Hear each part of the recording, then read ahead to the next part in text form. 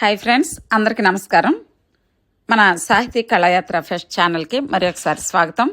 మిత్రులారా, ఇంకా ఒకవేళ మీరు మన ఛానల్ని సబ్స్క్రైబ్ చేసుకోకపోతే సబ్స్క్రైబ్ చేసుకోవాల్సిందిగా మనవి చేస్తూ ఈరోజు మన వీడియోలోకి వెళ్దాం. ఒక అనుమానానికి ఈరోజు నివృత్తి చేసుకుందాం. అదేంటంటే, మూత్రం అనేది ఆమ్లమా క్షారమా, ఏ ధర్మం కలిగి ఉంటే మంచిది?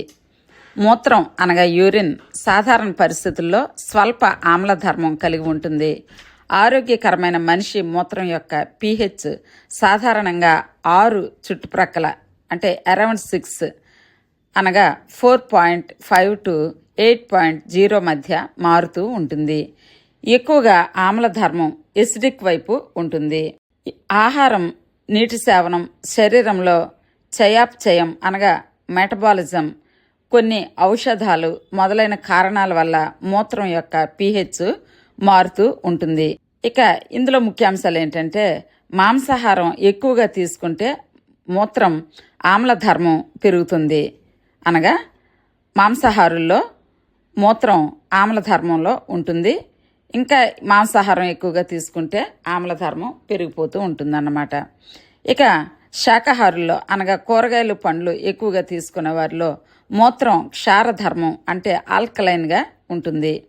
కూరగాయలు, పండ్లు ఎక్కువగా తీసుకుంటే మూత్రం క్షారధర్మం ఆల్కలైన్ వైపు వెళ్తుంది. జ్వరాలు, డయాబెటీస్, డీహైడ్రేషన్ వంటి కొన్ని పరిస్థితుల్లో కూడా మూత్రం అధిక ఆమ్లధర్మం చూపిస్తుంది.